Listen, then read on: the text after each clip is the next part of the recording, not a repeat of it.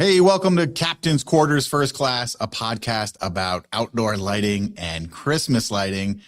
Guys, behind the scenes right now, we have a great guest. He's all amped up. If you could see this little screen right now, so exciting. I'm pumped, really focusing on Christmas lighting because if you are in Christmas, like you should be planning right now. You guys have probably seen him. They make some amazing social media content for their e-commerce and they ship. So I have on, it's going to be Mr. Grant Fields from thunderlightingsupply.com. If you guys have been to any trade show, you've seen him. And what's amazing is it's such a great story. Young guy really coming up and changing everything how we get our materials here. It's been fun. Let's welcome to the stage, Mr. Grant. How are you doing, buddy? What's up, Captain? How's it going? That's going good, man. How are you? Doing good. Nice Tuesday morning out here. Weather finally broke, so spring's coming out, and everyone's hyped to go light it up. So, hell yeah! I got guys out doing maintenance for landscape lighting, but it's snowing. But you know, it's melting as it lands, as it comes down. So, yeah. All right, yeah. So, Thunder Lighting Supply. Before we get into kind of like how it happened and all that jazz, you guys just moved, yeah? We did. We just moved into our new facility. It's like 5 minutes away from where the old shop was. Just a little bit different layout, better setup for us, and obviously just make our customer experience better overall. Sure. So it's like customers actually come there, walk in, and all that jazz, right? Yeah. So we do a nice split between walk-in customers as well as e-commerce shipping, and then we also use our facility to host our trainings and events throughout the year. So we wanted somewhere with a little more space, a little more parking, just better suited to our needs to help our customers have an overall better time here. Okay, awesome.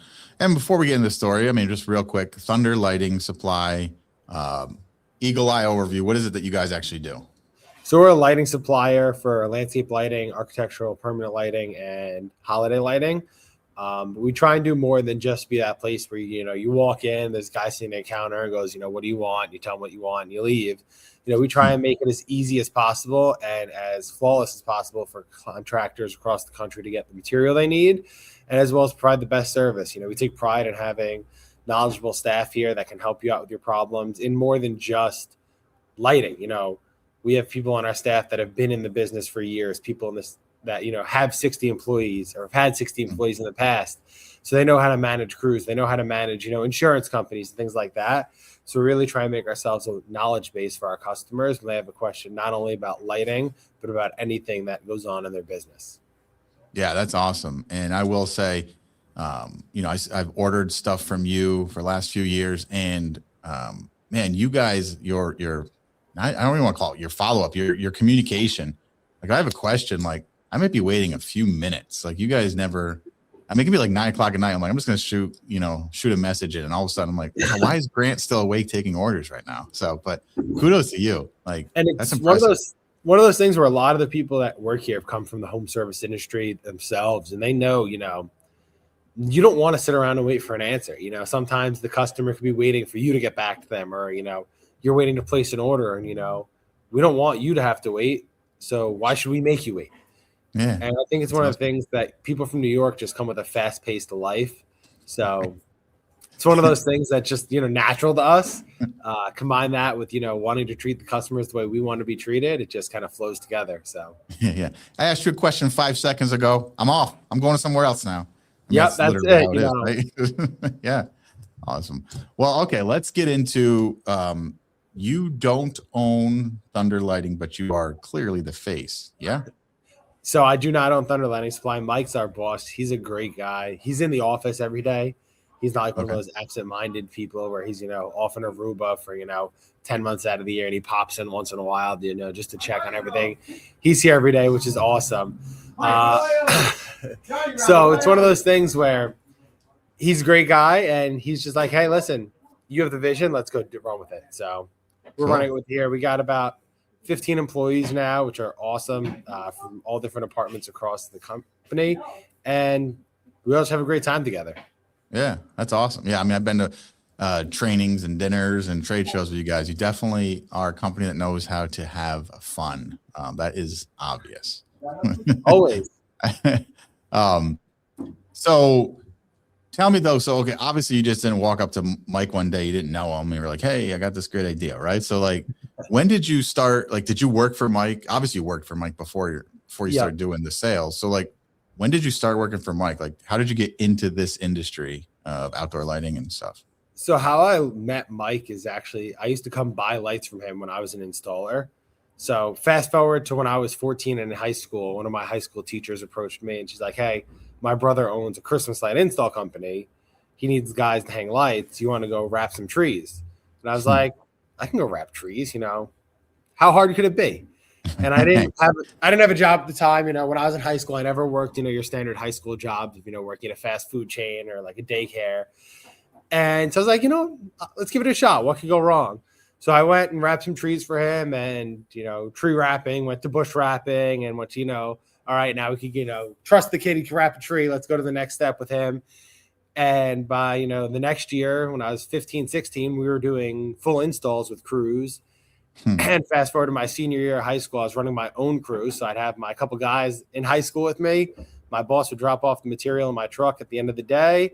We would go out, we do our couple installs for the night, maybe it was a repair job, a little of this, a little of that, drop the material off the warehouse at the end of the night and go to bed. And, we were pulling offline, 50-hour work weeks while being in high school, whether it be after school and the weekends. And we were loving it, Yeah. It was three of us in a truck, we were all friends prior to that, we were just having a great time hanging lights. And then when I was getting ready to go to college, I went to my boss at the time and I was like, listen, I'm going to college, not that I wanted to go, but it was something that I, was on my path, things to do. I'm like, when I get home, we'll talk about, where I'm going to be at next in the business. And he's like, why? I'm like, what do you mean why? He's like, why don't you just start doing your own Christmas light thing up there under the company? I was like, what do you mean? He's like, well, you know how to sell jobs, you know how to run the crews, you know how to, do the installs. He's like, why don't you just start selling jobs where you're going to college? And he said, work something out with all the obviously legalities of it, but hire college friends, have them, do the installs with you and start your own branch of the company up there. So when I was in college, we started our branch up outside of Syracuse and we got a handful of installs up there for the Christmas lights. My friends and I in college, we did that. And then we had a great time. Again, same thing as when I was in high school. Slow down. Wow. Slowing down. So you don't slow down, man. I love it. Yeah. Oh. So you're in high school. You're probably not even legally allowed to work. Here you are working, doing Christmas decorating. And then you basically form your own crew of your high school buddies. And in high school, you guys are probably, not just where you're with each other, but you're making money, right? So, as a high schooler, we were having a great time. You know what? Yeah, at the time, for sure. To us, the money was great and we loved it, but we were just having a good time after school. Right, we didn't even think about the money. I don't want to say that, but we didn't think about the future that it held for us. We were just like, yeah, we're just gonna go hang out and hang Christmas lights after school. What can go wrong? Some pizza money, right? That's it. That's all. And so then you went to college. You ended up doing that division of. It wasn't Thunder Lighting, right? It wasn't Thunder. No, it was whatever the name was. And then that was first year you're in college and you're like, yeah, I'm doing Christmas out here. And then what did that look like? I went to college for 2 years. I got a handful of installs up outside of Syracuse. I know you're not far from there, but the market is way different than Long Island. And it was just becoming a thing up there where the upper class were still the only ones that were getting Christmas lights installed at the time up there. So it's just a different type of sale because on the island, people knew what to expect and, how things worked. And up there, you threw someone a proposal and they were like, I was expecting to be $150 to throw some lights in my bush. And I'm like, well, I'm sorry, that's not what we do. Right. And so we ended up getting a good customer base up there. And, I ran with it for a couple of years till I left the company. But again, we were just having a great time. We were in college. So did you make enough money doing that? You didn't have to work the rest of the college year? Oh, yeah. I did other stuff because I don't stop. Which obviously right now. But we were making enough, where I didn't have to work the rest of the year if I didn't want to in college. The people I hired obviously was a different story. But, sure. So when you were doing that, was there anything, that clearly doesn't sound like there was anything that was this part of business is so bad, maybe I should stick to the college path and do whatever college kids do. I have to say the worst struggle I had in college hanging lights was storing a ladder on a college campus. And Okay, it sounds like a crazy thought to anyone, but like, I was able to store the install material in the back of my truck. We had it in our dorm rooms underneath our beds, and when we moved to a suite, me and my suite mates were all doing lights. We had a pile of lights in the corner of our suite. Pre-bulbing. Yeah. Listen, we would do takedown and obviously I was storing everything in our main warehouse on the island. So before I'd make it down here, we would have, all the install bins stacked up in our living room at our suite. Like nobody talks about where you could store a 32-foot ladder on a college campus. That's like one of the things nobody brought up. That would be tough. Yeah, no shit. That was people are always like, what's the struggle? That was my struggle in college hanging lights, was where to store a 32-foot ladder. Oh my goodness. Yeah, I haven't thought about that for sure. I mean, that even in a storage unit, it can be tough to find one that'll fit a 16-foot long because 32 collapse. Wow. Yeah. Okay, cool. So made some money there, having fun. You still enjoyed it. But then did you come right home and right back working with Mike? I was in school during COVID. My second year of college, I was going for a 2-year degree. I'm actually a diesel mechanic by trade. I have 4 years in higher education in diesel mechanics and agricultural equipment. And so I thought that was going to be my career path. But we got home during COVID, but right before that even was a thing and that was in the air and anybody knew what was happening with that, I knew Mike because I came and bought my lights from him. I, did some stuff with him on the side to help him out. And he's like, you need a job. And I'm like, well, I guess when I come home, I need a job. I really don't know what you're in college. They're talking about internships and corporations and, who you go work for being in the diesel mechanic field. It's like, all right, you're going to go work for Caterpillar, John Deere, Sure. Go get a big time internship. And Mike owns a bunch of different companies. And one of the companies he owns is a landscaping company. He's like, I know you're a mechanic. I know you do lights. Would you want to come work for my landscaping company as a mechanic? And I'm like, sure. Like, sounds like a good gig. I knew him because he owned the lighting store and I'd go there and buy lights from him. And, I knew a bunch of people that knew him. And so we went out to lunch and we figured something out that worked out for best for us. And then when COVID hit and college shut down, I was like, hey, I'm home. He's like, all right, well, I'll see you tomorrow, come by and we'll get you set up. So I got set up and here I was, the diesel mechanic.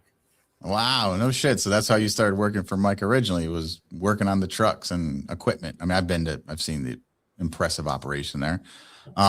So what was it when you came back? It was work on the trucks and then you were going to help him with Christmas, or was Christmas not even a thought when you went? So he, on top of the landscaping company, also does Christmas light installs. So we always knew I was going to be involved, whether it was with the installs or the store. I didn't quite know where we were going to pop into it, but he's like, obviously during the Christmas season, that takes precedence over, fixing the equipment and the trucks and the operations of the landscape company. Sure. So you'll fall into place there. And I was like, I roll with the flow. I was like, sure, let's do it, Yeah. And then what did you end up doing that first year? Were you out on the truck or were you in the store? Like, I was in the store with my coworker at the time. And we were, he's teaching me all the systems and stuff. And we really didn't have a training program in place to teach contractors, like the classes that you came out and taught with us. We didn't have any of those yet. So when a new contractor would want to come into it, Mike would say like, hey, just go out with them for the day, do an install with them, whether it's at their house or, somewhere. And I was like, cool. So I'd go out to the job site with them on their first install. I'd bring the material with me. We would do an install. I talked to the owner and the sales guys about, how they should price out jobs and how they should run their crews more efficiently. And I looked really young at the time. And I was doing this when I was 19. I was working for Mike. So, here's business owners who's like, this 19-year-old's telling us how to run our lighting business. And I'm like, all right, I got to give myself some self-accreditation here and be like, listen, I've been doing this since I was 14. Right. Trust me, it's going to work out. You'll make good money on it. And that's how we kind of got our training program started, is once it got to the point where we had too many contractors that wanted us to come on site with them. We were just like, all right, we need to standardize our training programs and, have something where they can come to our facility. We can teach them here. We have all the materials here. It's not like, oh, I didn't know I needed to bring a ladder to a Christmas light install. Like, all right, we have the ladders. We have the ladders here, so we don't need to, make sure that they have them preemptively. Yeah. That was the first year. And then it just evolved from there. After that, I really wasn't a mechanic anymore. I was, growing a lighting store. So, that's a big jump, right? Obviously, you're working on diesel engines. Now you're running a Christmas store, well, supply store, let's call it, but focusing on Christmas, obviously that's where your jam was. That's what you knew inside and out, right? Yeah. After 5 years of been doing it. But like, did you have a conversation? Did you go to Mike and be like, Mike, like, I've been part of this thing. I think I'm going to better serve you in the store. Or was he like, oh shit, Grant, you just need to stay there. Fuck the engines. We'll get somebody else to do that. Like, how did that conversation go? We have another mechanic. Okay. That worked for the landscape company, and him and I Who was better? We didn't get along the best. Okay. I'm not gonna lie here. There's no great. We didn't get along the best, and it was one of those things where, he saw how I was performing in the store and how we were, changing things with that, better serving our customers, and he's like, "All right, it's growing. We need to, dedicate more time and resources to that. Let's pull back on the amount of mechanic work we're doing, and let's, get things rolling over here a little more." And we rolled with it. Yeah, awesome. And then, so like, I guess, well, obviously you guys rebranded. You were a different company name. You came into Thunder Lighting. Like, this is obviously, well, I shouldn't say obvious. From the outside looking in, I don't actually know this, but was that like your momentum saying, hey, Mike, like, give me the keys to the kingdom of this portion and let me see what I can do with it? So it was one of those things, the name change, the rebrand. There's a couple reasons stacked on behind that. Okay. The one thing is the old company was Wholesale Holiday Lighting by Giannini.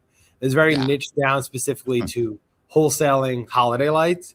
And when we were trying to, get into permanent lighting, architectural lighting, and landscape lighting, it was, keeping us held into the fact that we were a holiday light supplier, not a landscape lighting supplier or permanent lighting supplier. And the flip side to that is try sending an email to Grant at wholesaleholidaylightingbygiannini.com. Yes. If you could spell wholesale, you could spell Giannini, and you didn't put an extra, vowel in there somewhere, you were good. Yeah. And it was one of those things that it all folded together at the same time. Or, Mike, Angelo, and I at the time were like, all right, it's time that we figure out what we're going to be. And there was a lot of controversy on where we were going with, the name and what it was going to be and how it was going to be. And there's other, variables and factors. And there's probably about 30 to 40 names that got discussed between the three of us at the time of what we were going to do. And we finally narrowed it down to, a couple of domains. Are like, all right, let's see what domains are available. We bought the domains, and I was able to convince Mike Thunder Lighting was the way we were going with it, because he wasn't on board at first, but we kind of got him to see the vision, and now he's all in on it. So, well, I'm sure he's all on it now. I mean, you guys are fucking killing it, right? Well, the thing was, we were like, oh, Thunder Lighting, we're like, if it doesn't work, we'll just change the name again. That was a real conversation we're having. Like, oh, if we don't like it, we change the name once. What's one more time? Fuck it. Yeah, exactly. Like, listen, it's one of those things where it was definitely a burden, and there's a huge cost associated with. You don't realize how many things have your name on them, so you gotta go throw it all out and start fresh. Yeah. Oh yeah. But definitely worth it. We did it right at the end of a Christmas light season as we were rolling into a landscape lighting season. Sure. And, again, same thing with like logo, conceptual designs and all that stuff. There's controversy there.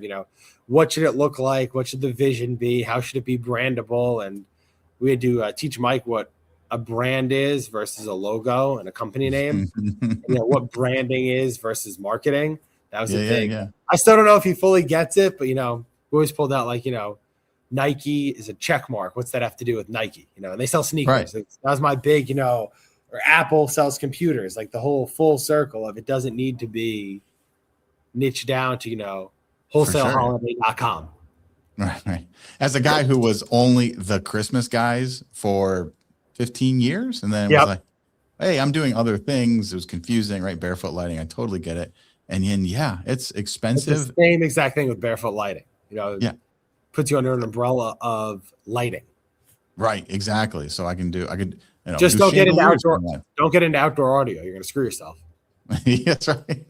Just write audio underneath. All right. So like, are you in charge of like it in terms of Thunder Lighting? Like, does Mike come to you and say, what is your plan? Like, are you the one, Grant, you're in charge of making this thing a thing? Because you guys, I know that first year you did the rebrand, you were at trade shows, fucking beach balls going everywhere, fucking 5-gallon buckets, like out of like who the fuck? Like Grant came out. It felt like Grant came out of like nowhere. I know you were doing things right, but it's the overnight success story type of deal. What happened there? Like, because you were like, not that you guys weren't known, but you weren't known like you are now, right? I mean, I think we can all agree to that. And it was one of those things. There wasn't a really clear vision on, what we were, who we were, what we looked like. So, even though we've been around wholesaling lights since 2007, there was no unificity. There's nothing unifying us. I think it's made a word up there. There's nothing unifying us, what we should look like, what our branding should be. And that was a big part of the rebrand is, all right, this is what we're going to look like. So we were doing the same trade shows, but now every time you went to the show, it looked the same, and that's a big thing I push to my customers is, it doesn't matter what your name is. It doesn't matter if it's spelt right, but what your company looks like should be written out so everyone knows what they should be doing. We all wear gray shirts and red shirts. That's it. So, there's no green, there's no purple, there's a big argument right now whether we're going to do a breast cancer awareness shirt. I'm kind of iffy on it because we don't know if, it's going to get worn other times during the year or not. Right. The marketing guys are pushing hard for pink shirts for, a month. And I'm like, I'm a believer in pink. Let's go. Yeah, listen, I'm a believer in pink, but it doesn't match that, strict branding line that we put out there. Yeah. But it's one of those things where, and again, we roll with it. We're a small business. So someone says, hey, let's give away beach balls at a trade show because who doesn't like beach balls? We have beach balls 2 days later. It's not like we need to jump through, hoops and ladders to get, what our vision is. It's like, cool, it's in the budget. Check. Let's get beach balls. Sure. What's that? We want to bring a popcorn machine to the next trade show. Let's go get a popcorn machine. We give out popcorn now at trade shows. Right. Who doesn't? Everyone gives out string bags at trade shows. When's the last time anybody used a string bag besides a high school or going to gym class? Like everyone uses 5-gallon buckets. Let's give away practical things at shows. Yeah. And so that's really where, again, it's just being in the industry, being that we've done the work, we've been out there. It was time for us to just, make things practical for everyone. Yeah, no, I love it. I mean, it definitely garnered attention, right? Like giving out, like all of a sudden there's just like hundreds of people walking around with fucking 5-gallon buckets around the trade shows. I'm like, how brilliant. Now, I don't know how those people are getting them on planes or anything like that, but how brilliant. That's not my problem. That's right. The harder Who doesn't part, want a $5 bucket? Get them all in. Right. Yeah. These guys are walking out with one. We're walking in with 200 of them. It's like, all right, let's strategically figure out how not to use a pallet jack, but still bring a pallet of buckets into a trade show. Yeah. And that's just a brilliant thing. Talk about branding, right? Because we can all go to Home Depot and get, I think, like $4.97 for a 5-gallon bucket. But when you get one for free, it might as well be worth $500. Like, it's so funny because we all use a 5-gallon bucket. So, I mean, kudos to whoever thought that through and kudos to actually following through, putting the sticker or whatever it was on there. I know it was branded. So that was awesome. Oh, yeah. They come like that from the manufacturer. Finding a 5-gallon bucket manufacturer. That was, again, everything's, small. Let's do it. And then it's all right. Let's put it into play. And sourcing a 5-gallon bucket manufacturer stateside was a fun project, but we got it done. Okay. Yeah. I would have just like bought the 5-gallon bucket, put a vinyl sticker on. Well, you guys took it to a different level. So that's awesome. Because I remember I would always say Giovanni, right? Giovanni. I can't ever say it. So like, I would never remember you guys. Like I would know you, but I wouldn't know how to actually find you. Like, and that's a real thing, right? Like, I'm like, Giovanni, who sells Christmas lights? I was like, well, nope, can't find him. But that's, awesome in terms of the brand. What was like your biggest hurdle? Did you have any pushback from old customers? Like, were people confused? Like, what was a hurdle you wanted to face? A lot of the customers understood it. We started out as a very local business, in store purchases only. We didn't ship for our first, 10 to 12 years in business. You walked in, you got your lights, and you walked out. Sure. We were barely running a local delivery route for most of those. So a lot of the old time customers were like, "Oh, here it goes." They're going to ruin the industry now. They're making themselves known, and they have this. And we're like, guys, we're trying to educate everyone here, so that everyone's on the same page of what they should be charging, how they should be doing the install. We're trying to grow ourselves to help the industry grow as a whole. I look at it like the power washing industry. 10 years ago, nobody called someone to have their house power washed. Now every single person, nobody has a power washer anymore. The kids aren't outside power washing, they call the power washing company to come do it. And I think Christmas lights and, outdoor lighting is going to be the same thing. When it becomes known that people pay money for it, it doesn't become so unseen or, oh, I didn't know that was a thing. Yeah. You and I being in the industry for so long, we used to get pushback like that all the time. Like, what do you do for a living? Oh, we hang Christmas lights. What do you do the rest of the year? Right. Get ready to hang Christmas lights. It's one of those things where it was almost a joke. Yeah, it was, and it still is to some people, but for sure, I think that it's getting more and more known, and as more and more people are doing it, it's becoming a standardized thing across the country. Yeah, no, I mean, because I started doing Christmas lighting back in 2009, and I mean, even now, a lot of clients, but I mean, the hardest part was teaching this market that it actually was a thing, like, because people weren't active. There was no Google search volume for, we hang lights, Christmas light installation, whatever you want to say. So yeah, that was a very expensive, education process for them. And for all these new guys that come in, don't even give me a thank you, motherfuckers. No, but thank you. No, I'm in my neighborhood. Sorry. I'm being silly, but all right. So you went. Let's go full circle. You are a diesel mechanic, slinging Christmas lights, right? And I say that with all love and attention. But is there ever a time has it ever been so hard where you're just like, fuck, maybe I should have went and found the John Deere job? I don't think so, because people are always happy about outdoor lighting. It's not like getting your house re-sheetrocked where they're like, gosh, it's something I have to do. Like, people want to do this, and there's an emotional connection between the lighting projects when they're done right and the people who are paying for them. You look at, other home service businesses, like landscaping's been around for a while. And I use this example because I've seen it, someone might not want to pay to get their lawn cut every week. It's $50 a week, but they'll pay $5,000 to get their Christmas lights done one time. No problem. Right. And it's because there's that emotional connection, because you see, it's night, day. House is dark one day. Next day you come home, boom, lit up. And same thing with landscape lighting. That instant transformation is so gratifying for the homeowners and the contractors, where people aren't, it's like, oh, I got to go sling some more pipes tomorrow, Mr. Johns. I got to, put a toilet in. It's like, I'm going to light up this house, and it's going to look killer when it's done. And I'm going to brag about it, all over the internet, because it looks that good. It's not like it's another toilet. It's another faucet, it's another sheetrocked wall. Yep. So I always say it's an exciting thing, right? Like when a plumber comes and has to put a new pipe and a new elbow bracket, that's not exciting. I'm not like, hell yeah. Like, but when you're coming to do Christmas lights or lights at house, like that's exciting for that family. Like that is something they're going to use every day and see, versus, the plumber, they're going to use it every day, but it's just not exciting. They're not going to remember it. Right. All right. Two more things. And these are where we get maybe a little spicy. Training. You mentioned it. Now you have guys on the Facebooks, right? Like blaming all you trainers. Well, me too, but I'm going to focus on you. Yes. Blaming us. You're training too many people. You're ruining the market. You're watered down. Every Tom, Dick, and Harry have a Christmas light company.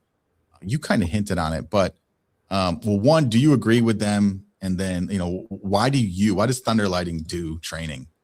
And so I don't agree with them, because if you've been around longer and you want to consider yourself, the seniors, people that have been around for a while and done it, the better company, then be the better company. You've had, let's say you've been around 5 years longer. You've had 5 more years to market yourself, 5 more years to brand yourself, 5 more years to bring out a customer base. So they shouldn't be affecting you. And the second thing that I don't like is, even when I was an installer, we're all in the same industry, and it's not a huge industry as big as it is. Right. Help the people that are around you, because one day you're going to need them. Even being in the supply industry or the install industry, why are you going to create bad blood with your competition? It's just going to make that new guy fight harder to want to put you down. Right. If you're that old time installer and I'm the new kid on the block and you're talking down to me, guess what? You just fueled my fire to go do better than you. And it's that simple. And I kind of think it's funny, because the guys that now complain about, there's so many people, it's so saturated. You're right. They were the new people 5 years ago. They were the new people 3 years ago. And now they're just, the next wave of competition's coming in, and, being that I've been in the supply industry 6 years now, I've seen it full circle twice now with the people that have been in it for 3 years. Guy starts with me year one. 3 years later, he's complaining about the new guys. 3 years after that, he's complaining about the new guys. And it's like, yeah. Why don't you focus on your vision as a company and not what your competitors are doing? Yeah. That's it. No, I totally agree. I mean, even here locally, when someone gets new into the game, like I'll call them and it introduce hey, I know they know who I am at this point, but the vast majority never return my call. And it's like, it makes no sense to me. The few that have are still in business because there's just plenty of work. And the people who are always saying, oh, you're watering down our industry, blah, blah, blah, blah. It's so frustrating because, I've been doing this since 2009. So, everyone complaining has been after me. It's like, what are you talking about? Like, one, the industry growing helps all of us, period. And look at HVAC, look at plumbing. There's even power washing, all of it. It's funny how people get locked in. And even though none of us came up with this idea in terms of we invented this industry, but it's like, no, it's mine. I have to protect it. Everyone else is a loser. It's super weird. But one thing cool about you're doing the training too, and I've never been to one of your Christmas trainings, but I've done the landscape lighting and I've know guys that come. Like, you get to help elevate a whole market. It's not just obviously the end goal. You sell more lights. Beautiful, makes total sense. But you can set a standard for that whole freaking Long Island or whatever you guys call it out there, right? Isn't the Long Islanders? You Long Island folk. So I think it's awesome. I get it, but man, it is funny to see how many people complain about it, and I just love that you guys keep doing it and you do it for free, which even pisses more people off. And we see people coming in now from across the country, to fly. We have people flying into our trainings. 2 years ago, someone would say, "Oh, we're going to fly into your training." I'm like, "Fly into our training," and now I'm like, we had a class maybe it was a month ago, and like majority of the class was from out of state. And I was like, it just came full circle to me. I'm like, wait, more people are here from out of state than from, a 10-mile radius like it used to. I'm like, that's awesome. Like, that was an unknown goal to me to have that happen. Yeah. And like you said, the end goal is to sell more lights. But if I can help you make more money, that's the real goal here. When I was younger, we were always taught, help people out the most you can. It's the right thing to do. I'm here to help all the contractors the best I can so that they can do better. Right. I've seen it now. There's companies that have been, 3-4 years here. It's changed their lives starting a business, whether they were in another business before and they, heard the idea of lighting and they just wanted to do it, or, they saw something on Facebook or TikTok and they're like, let's give it a shot. Or, maybe they were, doing it on a small scale and then they didn't realize, what potential is in the industry. Yeah. And, just being able to help them, grow a business to doing, millions of dollars of revenue a year is just a mind-blowing thought in such a short period of time. Yeah. And I love it too, because even if you did charge for your training, I don't think there's anything wrong with charging for training, right? Because I know I do trainings. There's like a real cost associated with that. Of course. But when you do it, even if you're just charging to cover costs, whatever, like when you do it with hey, I need to train you and help you along good enough that you're going to buy enough lights from me that one, I cover training or I actually make money on all these employees that I have, all this product that I brought in for this training. I love it because it keeps like, no, you have to understand I'm invested because I need you to do good. Like, this isn't about just teaching you how to sling some lights and slam some gutters, right? If it wasn't such a big part of, who we are, what we do, I would almost want to charge a training cost just to guarantee people are going to show up. Right. I feel like when you get something for free, you take it for granted that it's there. And we see that a lot of times, and it swings both ways. Sometimes we'll run a class, 10 people will be signed up, 25 people will show up. We're like, guys, do you RSVP? Oh, I thought I was just going to show up. And then it swings the other way, the next class where you got 30 people signed up and 10 show up. And you're like, right. Everyone's taking home leftovers for lunch because we're not going to eat an extra 20 people's worth of food in the next 2 days. Right. But it's became a huge part of our business. And what we do is, we're not in the business to make money off trainings. And listen, there's nothing wrong with charging for trainings, Right. but it just became a core part of our business that we can't change it now. Right. Well, and I know you are also there. Well, you're not like business coaches. You're there to answer questions or help them with like, hey, I'm bidding this weird thing I've never bid before. or even me and you. Hey Grant, what's some new cool shit you have coming in that isn't every normal? year. Every year, I'm like, oh, here it comes. What's new and abnormal? What's different for this year? And I'm like, all right, let me pull out my bag of tricks. And, left corner, we have the new color. That's right. Well, I fell in love with spritzers a few years ago, and I was just like, oh my God, send more. I was at one point I had to be just like, hey Grant, wait till the end of the day. I'm probably going to text you randomly. Ooh, it'll be like, listen, it's 2:00 in the afternoon now. Your order's probably going to go out tomorrow. And you're like, all right, just put it on the back burner. Text me at 1:00 tomorrow, and we'll finalize what we're getting. You're like 6 of purple and 3 of blue and 2 pinks and 1 twinkly one. They all got a twinkle. God damn it! Yep. But yeah, and you guys ship super fucking fast. So before we talk about the other thing, how the hell do you ship so fast? Like, because I order from tons of people. And yes, you're close, so I know the delivery is shorter, but you also ship like fucking fast. It just became, like we said, one of the core things of who we are and what makes us what we are as a company is nobody during Christmas light season wants to wait 6 days to hear their products left the door. Yeah, true. Someone wants to hear, hey, your order gets in by noon, it's leaving our door today. Right. Whether our guys are staying here till 9-10 o'clock at night to make sure it gets on that last FedEx truck that's going to go to the depot and they're going to send it right then and there, or it's going to be the first thing that gets pulled off the shelf at 6:00 in the morning. We built our business around speed and service, and we can't change that as we scale. Yeah, no, it's fascinating. And obviously I mentor at least 1 or 2 of the guys that, use you guys as their supplier. And so, I know the quality of the training, the quality of support you offer in those. So kudos to you, because I know it can get pretty easy to be like, well, I make more money just selling lights, so call somebody else, right? It can be super easy to do that, especially in season when we know even let's say probably 95% of the contractors, we wish they were planning for Christmas right now. They're not. Oh, please. Yeah. It'd be like November. Like a November 3rd thought, Like, oh yeah. Oh, it's funny because we see it like come up in our phones. We'll mess with our customers because we're people. That's what we are. We'll be like, they'll call us for the first time. It'll be like August, September. I'll be like, hey, what's going on? Just want to see if you got a new price list. I'm like, oh, would you forget about me for the past 9 months? Forgot to call and say hi. We could go get lunch if you want all July. There's nothing going on here in July. You got plenty of days free to, go hang out. But nope, you're going to call me in September and be like, hey, buddy. And I'll be like, I know where this one's going. It's almost comical because it usually happens like the same week. Everyone just comes out of the woodworks unpronounced to, each other. Right. All right. The big thing, selling Christmas lights versus leasing, renting. Now I know your model, we used to be at least selling the lights. It's also my model. It's what I do. Are you still teach, train, educate on sell your lights? I am.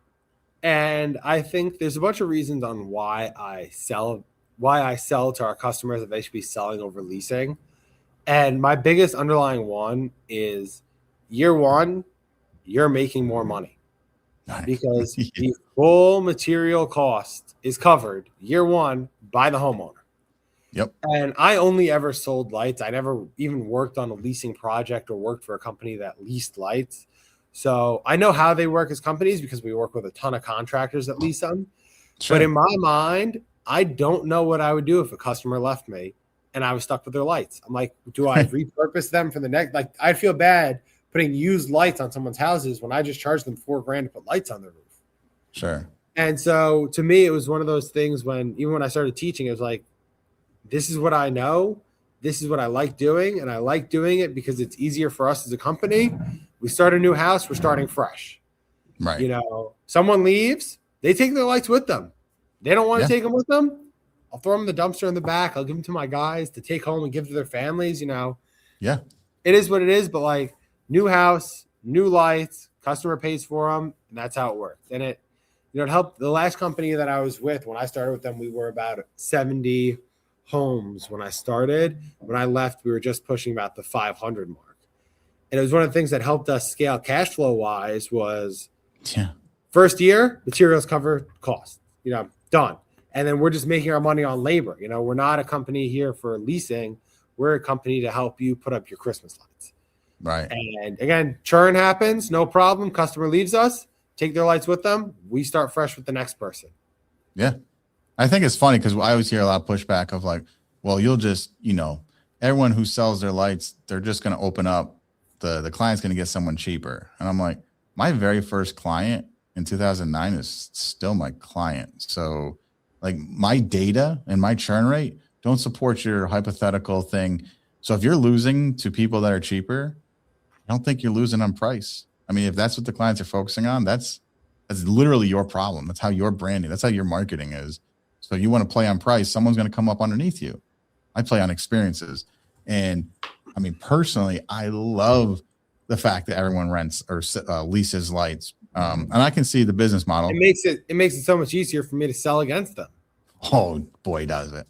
I'm like, oh, you're leasing a car from, oh, I meant lights, right? How much? You have to pay how much and you don't even own them? Like, I love it, right? But if everyone was selling, I'd probably go to leasing because you become a different. Sell against them, be different. Yeah, but I agree. And so have you taught sold? You did selling for the other company? I mean, I'm guessing it's the same as me. Otherwise, you would have switched. Like, I don't see huge churn rates, like any different than you do any other business, right? Like, we were doing some statistical research a couple of years ago, and most companies don't know their statistical numbers. But I went out and asked about 10 contractors that do holiday light installs. What's your annual churn rate? What are you seeing every year? Whether it was leasing or sales, across the board, everyone said they kept 90+% of their customers. Yeah. And most people don't want to switch. It was like higher than 90, but like, again, they don't know their numbers. So sure. It's 100%. I don't ever lose a single person. Yeah. They're ballparking it off left field. We got to hide, no, everyone said the same thing, hey, that's what it is. And back to the whole, I have value, I take pride in what I sell to my customers, whether it's contractors or when I was selling to homeowners, I want what's best for them. And that's really, in my mind, what's best for the homeowner is for them to own the lights because they're getting the same quality lights, the same exact lights on their house every year. And if I'm not the right fit for them and their right move is to leave, they can take it with them. No hurt feelings, I want what's right for you. And I think that's something that really comes full circle is, you're not a salesperson. You're there to give them what they want and make sure that they make the right educated decision. I'm not here to sell you anything. I'm here to help you. Yeah, no, I love it. I mean, I rent for like oversized decor for commercial clients because they don't want to own, but that's a whole and that's a big nut to swallow, Yeah. Who has in their budget to spend $55,000 on buying a tower tree? I mean, that's a lot of money for some of these corporations to lay out in 1 year. So, and again, tax reasons. I was talking to one of them, like, no, it is better for us. It's a full write-off every year when we rent. If we buy, they have to, do the whole tax thing in over 5 years or 3 years. I don't know what the exact number is. Depreciation of the value of the product. Yep. Yeah. And it's like Christmas lights. So like, how much do I depreciate it each year? Like, but yeah, for homeowners, I love it. Hey, you move, you like literally move to out of state, which happens a lot, living in New York, people want to leave. Just come get them, take them. Most of them are just like, no, just donate them. And we give them to our guys or Make-A-Wish or we do a veterans thing where we help them out. So, I love it. I do want to do a sell versus rent / lease. I say rent to take a dig at them, by the way, at some point. So I'll have you back on. We can debate that with guys doing real revenue, doing both things and time to talk about it. Cool, man. So I love your story. It's so cool to see like a 14-year-old kid accidentally, gets into this thing. Because his teacher's like, hey, you're too dumb to go to college. Why don't you go work for my brother? Listen, full circle. Yeah, it's awesome. What is up next for Thunder Lighting? Like any, what are you guys working on? Still trying to get this new building whole squared away and just really start to elevate our landscape lighting and permanent lighting games. We're newer to the permanent lighting field. We've been doing landscape lighting for a handful of years now. We just got some new staff members onboarded to help our contractors out who have experience in those fields, which is awesome. Nice. We just hired in a tech support guy just specifically to help our contractors with permanent lighting and landscape lighting installs, which was huge for us. As much as I love playing in the field, because that's me, I don't stop. Yeah. It's not something we can, handle on our own anymore. So, we needed people for that, and really just trying to, drive in, the best training processes for our customers. Make sure we have the best, presentations, but also like after training follow-ups and after training resources for all of our customers. So it's something we like to redo them every year, just because things change, what we know changes, knowledge changes, the industry changes, and we want to keep it relevant and modern. You could tell when you go to a training class, or you could tell when you go, look at someone's website, and they haven't touched it in 4 or 5 years. And it's just not something you want to see. And it's not something, it's not useful. It's not useful for but it's not useful for the buyer, and it's not useful for the seller, because if your website's not up to date, they're going to call you and ask you a ton of questions. And they're also inconvenienced because they couldn't find what they needed, and now they need to call you. Right. And so it's something that I see is, it's constantly, everything's always evolving. And if you just let something set and like let it work, if it's not growing, it's declining. Yeah. It's in descent. So. All right. Before we leave, one last question. You got a guy, maybe this is his 2nd year, 3rd year. He's doing power washing or landscaping. He's doing some other thing. He wants to do Christmas. He did it 1 year, 2nd year now. What is your biggest piece of advice for that guy? And I think this is a general business across the board. It's not even specific to the Christmas light business. Okay. If you can stay organized and get your systems and processes in place and documented when you have one employee, you'll be able to scale so much quicker, because it's not always, hey, Matt. It's, I got to go look at, my SOP, or I got to go look through my binder. I got to, ask AI. I got to ask my AI assistant in my business, hey, I'm stuck at this, what should I do? And it'll know, because it's documented, it's written down, and they know what to do. Where if you span, 6 or 7 employees without having anything documented, and the whole business relies on you, how can you expect it to take the next step and grow? It's not going to. So if you could start that, I went and visited a company out in Jersey, great guys. They're younger than me, and it's their like 2nd or 3rd year in business. They went from 0 employees to like 10 full-time employees in 1 year. Wow. And I just spent a day at their shop. I didn't even ask them how they did it, but you could see how they did it. Inside every truck, there's a list of what to do every morning taped to the dashboard. 7:15, check in. 7:30, check the gas, check, the power washers to make they have gas, check the oil.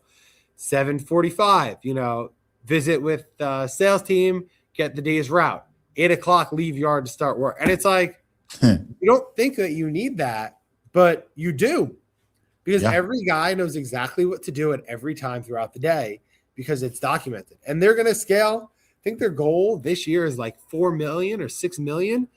And they hired their first employee last year at this time. And I think they're going to make it there with every single bit of it. And, I'm here to cheer them on the sidelines, because they deserve it, but it's not rocket science. It's pretty simple on what you need to do it. That's my advice on, first couple years in business, document everything and make it repeatable for someone else, so you can go on to the next thing. Hell yeah. Great advice. All right, Grant, I appreciate you. You guys want to check out Grant, go to thunderlightingsupply.com, or you can find them on the social medias. It's all on their website, I'm sure. The interwebs. In the interwebs. All right, buddy. Appreciate you. We're going to end this, but don't close your computer. All right. This has been Captain's Quarters First Class.